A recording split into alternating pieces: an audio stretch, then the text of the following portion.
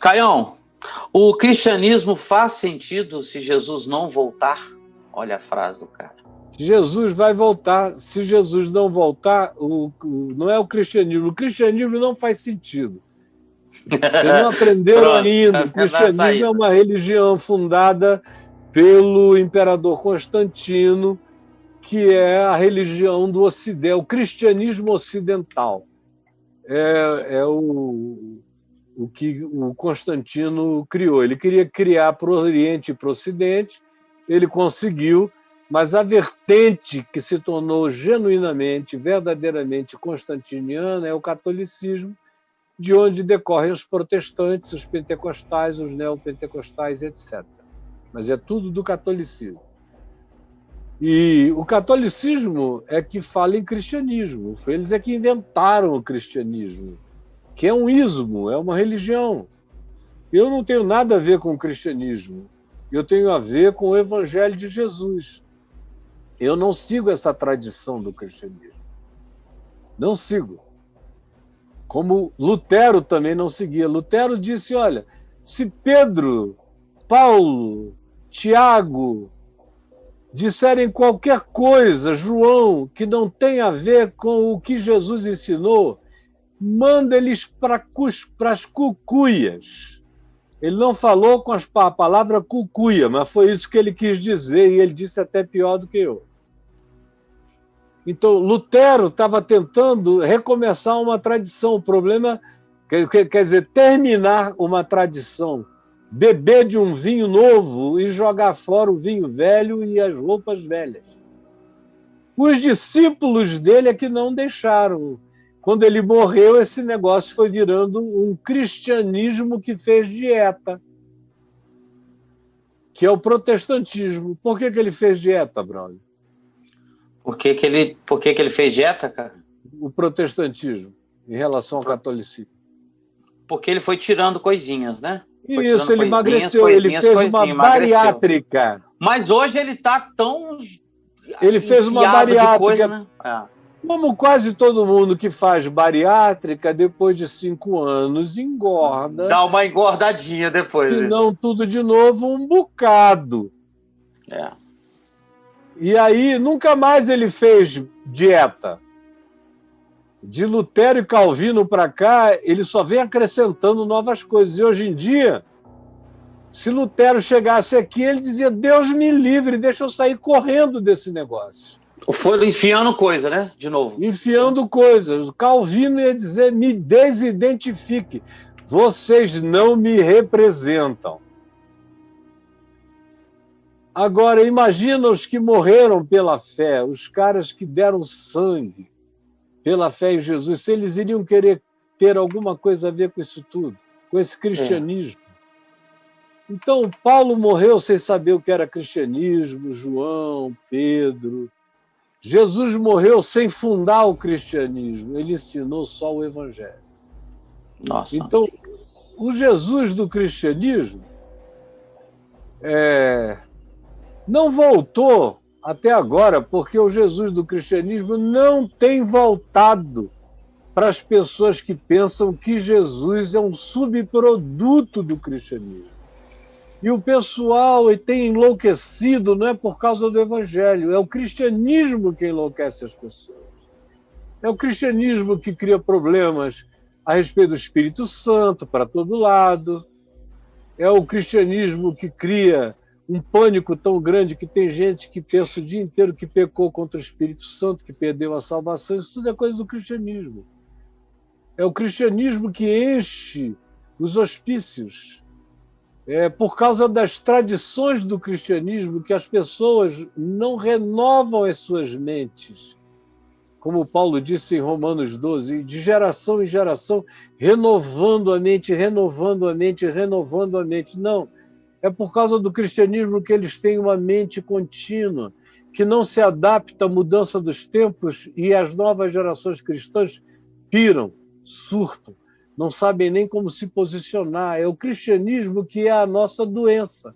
Nossa doença se chama cristianismo. Nossa. E a nossa cura se chama evangelho. A diferença é brutal. É só procurar aí no meu portal e no canal Caio Fábio no YouTube a diferença entre evangelho e cristianismo, que é uma diferença brutal. Vou entrar aqui agora. Pesquisa, deixa eu te responder. Se Jesus não voltar, o cristianismo é uma falência total? O cristianismo já é uma falência total sem Jesus voltar. Porque até agora Jesus não voltou e o cristianismo está falindo de geração em geração, ele piora, ele não melhora.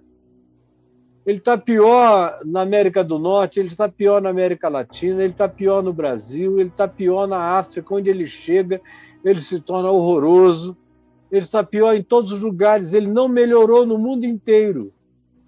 Então, Jesus não voltou até agora e o cristianismo vai piorando porque Jesus não voltou até agora. Um dos grandes conflitos do cristianismo é que Jesus não voltou até agora e eles não sabem mais o que fazer no futuro. O cristianismo não sabe o que fazer com a ciência, ele não sabe o que fazer com a neurociência, com a engenharia genética, com a nanotecnologia, ele não sabe o que fazer com a física quântica, ele não sabe o que fazer com seres de outras dimensões que entram no sistema planetário, com os objetos voadores não identificados, ele não sabe o que fazer, ele não sabe o que fazer com o pinto, ele não sabe o que fazer com a vagina, ele não sabe o que fazer com o ânus. Como é que ele vai saber o que fazer com a natureza da existência? Segundo os descobrimentos físicos, segundo o bóson de Higgs, não sabe para onde vai. O cristianismo não é o cabeça de nenhuma história. Ele, em alguns momentos, foi um olhar por causa de pessoas que fizeram uma diferença. Em geral, foram mortas pelo cristianismo, mas eram cristãs, que depois de um tempo deram uma renovada na consciência, mas eles foram perseguidos pelo cristianismo. Então, o cristianismo não é uma cabeça, ele é o rabo da história. E não é o rabo, ele é a ponta do rabo. Às vezes ele é aquele pedaço do rabo que fica em cima do ânus. Outras vezes ele é até da força gravitacional anal, ele se distancia. Muitos problemas com o ânus, ele se distancia, ele vira Plutão. Aí ele fica na ponta do rabo, até o ponto de que Plutão deixa de ser planeta, é reclassificado. Isso, cara. Como o cristianismo está sendo reclassificado pelas novas gerações que já não sabem mais nem como designá-lo. Exatamente. Então, o cristianismo, cara, é total derrota. Agora, te respondendo como um cristão, que não tem nada a ver com o cristianismo é um ismo que foi feito a partir do fenômeno sociopolítico religioso do século IV, imperador Constantino. Eu só me reporto a Jesus e ao Evangelho. O cristianismo é um apêndice que eu não uso, é um apêndice enorme, que ficou maior do que tudo. Eu só me reporto a Jesus. E eu te digo uma coisa, Jesus vai voltar. E olha, se Jesus não voltar nos seus dias, você vai voltar para Jesus.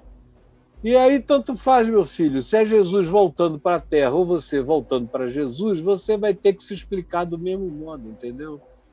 Você vai ter que ser você, bom, legal, limpo, justo, morrendo. De modo que, deixa eu te dizer o seguinte, ninguém nunca vai saber se Jesus não voltou, se morrer antes. Você só vai saber que encontrou com Jesus se você for de Jesus e morrer antes de Jesus voltar. Jesus vai voltar, mas só vai saber que ele voltou a geração que o vir voltando. Qualquer geração antes da volta de Jesus vai ter que viver pela fé, não no cristianismo, mas no evangelho, sem Jesus voltar na história, sabendo que você está voltando para Jesus a cada dia. Eu estou no máximo a 15, 20 anos de distância de Jesus. E aí, cara, estarei lá, cheio de glória. Eu quero perguntar o seguinte a você. Você que vem numa luta terrível entre seguir a Jesus ou obedecer às tradições religiosas, você vê num conflito enorme entre seguir, optar por Jesus completamente e agradar a religião. Você que vem nessa angústia aqui entre nós, tem uma quantidade enorme de gente com essa angústia. De pastores que sabem que o evangelho é outra coisa. E de crentes que sabem que o evangelho é outra coisa. Mas estão preferindo a teologia de Barrabás ou de qualquer um outro, de qualquer outra liderança, por mais perversa que ela seja. Tem que ouvir o vaticínio de um romano que não entendia nada, mas tinha entendido que Jesus não tinha coisa alguma a ver com a perversidade daqueles caras. E lembrem, eu falo de Jesus e eu falo de todas as outras circunstâncias idênticas a essa e que se repetiram milhares de vezes na história e se repetem hoje, e no dia de hoje estão se repetindo. Fique convosco esse caso. Vocês respondam diante do Deus de vocês pela escolha que vocês fazem toda hora e fazem todo dia.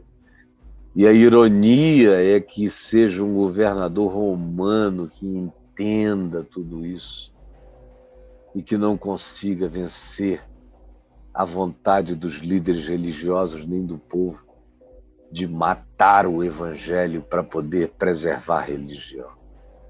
Matar o evangelho para poder preservar a religião. Fique convosco este caso. E o povo respondeu: caia sobre nós o seu sangue sobre os nossos filhos. Que coisa horrorosa! Caia sobre nós o seu sangue. Meu Deus, quanta loucura! A liderança religiosa tomada de inveja induz o povo ignorante a dizer e a falar. Eles começam e o povo segue nessa ladainha, nessa missa negra. Caia sobre nós o seu sangue sobre os nossos filhos. Então Pilatos lhes soltou Barrabás, e após haver açoitado a Jesus como era praxe, entregou para ser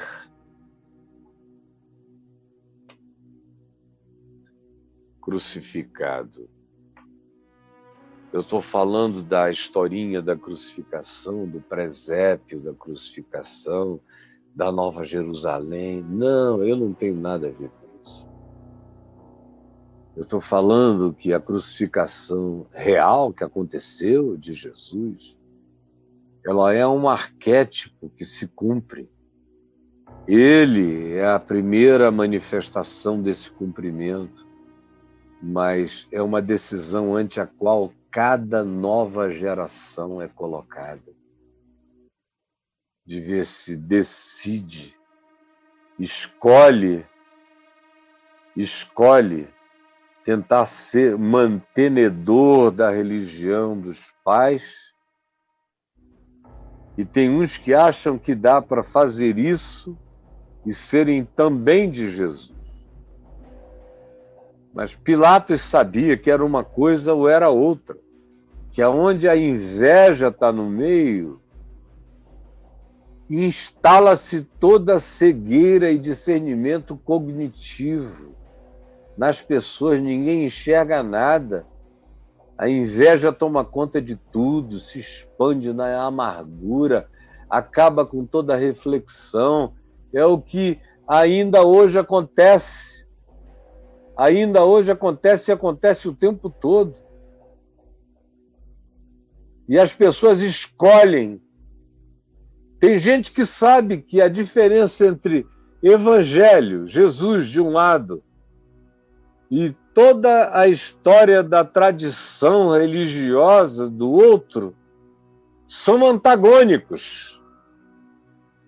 Não dá para dizer que Jesus é pró o que esses indivíduos fazem ou que Jesus queria simplesmente vencer aquela religião de líderes religiosos para depois instituir um vinho novo num odre velho, um pano novo numa veste velha. Jamais! Em Jesus não sobra esse espaço. A escolha tem que ser feita. A escolha tem que ser feita. Porque, do contrário, os Pilatos e as esposas de Pilatos se levantarão no juízo e julgarão aquela geração e todas as demais gerações que fazem a mesma escolha por conveniência. E você é um deles. E eu não preciso descer a detalhes maiores, você está me entendendo. Jesus, de novo, sempre outra vez, nós estamos diante das mesmas escolhas. E como o Evangelho é poderoso, até nas arquetipias que constrói, que se repetem, e que estão hoje diante de nós para que façamos a nossa escolha. Para que renovemos nossa escolha e para que decidamos de que lado da vida nós queremos ficar. Se nós vamos seguir com Jesus ou se nós vamos ser apenas os que mantêm o eco dos desejos, das tradições, das manutenções, das curadorias da morte, ao invés de sermos guardiões do depósito de Cristo Jesus. Por favor, ilumina o nosso entendimento para que cada um se enxergue nesse drama. Para que cada um se enxergue nesse drama. É o que eu te peço, em nome de Jesus. Amém. Amém e amém.